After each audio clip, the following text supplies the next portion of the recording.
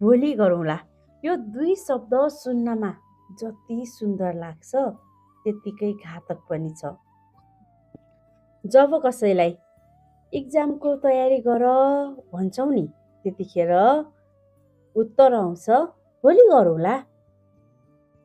अनि अलिकति मोटी भयो, एक्सर्साइज गर है, खाटबाट उठ, उत्तर आउँछ सिराकभित्रबाट भोलि गरौँला।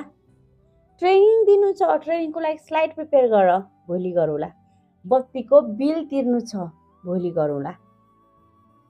यो भोलिवाद संसारको एकदमै मिठो मन्दबीज हो, जसले हजुरको सुन्दर भविष्य, गोल्डन फ्युचर पर्लाप्पै निलिदिन्छ, खाइदिन्छ।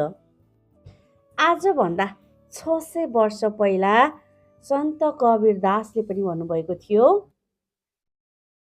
आजभन्दा 1400 वर्ष पहिला सन्त कबीरदासले पनि भन्नुभएको थियो, कल करे सो आज कर, आज करे सो अब, कल में प्रलय होएगी बौरी, करेगी कब।